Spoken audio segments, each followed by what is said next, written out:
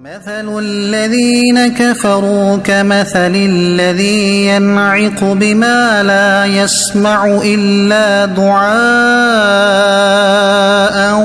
ونداء صم بكم عمي فهم لا يعقلون۔ ترجمہ: اور کافروں کی مثال اس شخص کی طرح ہے جو کسی ایسے کو پکارے جو خالی چیخو پکار کے سوا کچھ نہیں سنتا۔ یہ کفار بہرے، گونگے، اندھے ہیں تو یہ سمجھتے نہیں۔ وَمَثَلُ الَّذِينَ كَفَرُوا، اور کافروں کی مثال، حضور پر نور صلی اللہ تعالیٰ علیہ وسلم کافروں کو مسلسل دین حق کی دعوت دیتے رہتے۔ کافر سنتے تو تھے لیکن اس سے کچھ نفع حاصل نہ کرتے، یعنی ایمان نہ لاتے۔ ان کے سننے کی مثال بیان کی گئی کہ جس طرح جانوروں کا ایک ریوڑ ہو اور ان کا مالک انہیں آواز دے تو وہ محض ایک آواز تو سنتے ہیں لیکن مالک کے کلام کا مفہوم نہیں سمجھتے۔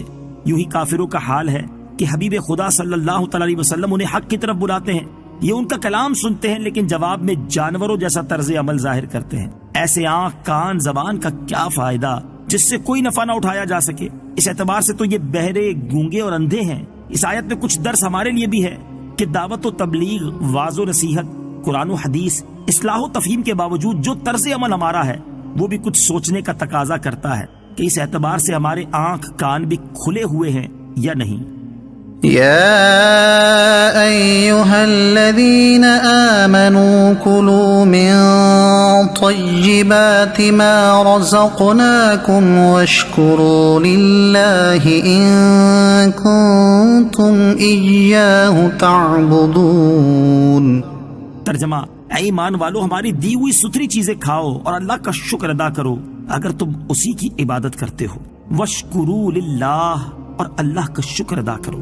تفسیر صراط الجنان میں ہے اللہ تعالیٰ نے ہمیں کھانے سے منع نہیں فرمایا بلکہ کئی مقامات پر رزق الہی کھانے کا بیان کیا، جیسے سورہ بقرہ آیت 168، سورہ مائدہ 87 اور 88، سورہ اعراف آیت نمبر 31 اور 32 اور سورہ نحل کی آیت نمبر 114 وغیرہ۔ الغرض اس طرح کی 20 مقامات ہیں جہاں رزق الہی سے لطف اندوز ہونے کی اجازت دی گئی ہے، صرف یہ شرط لگائی ہے کہ حرام چیزیں نہ کھاؤ، حرام ذریعے سے حاصل کر کے نہ کھاؤ، کھا کر غافل نہ ہو جاؤ، یہ چیزیں تمہیں اطاعت الہی سے دور نہ کر دیں، کھا پی کر اللہ عز و جل کا شکر ادا کرو۔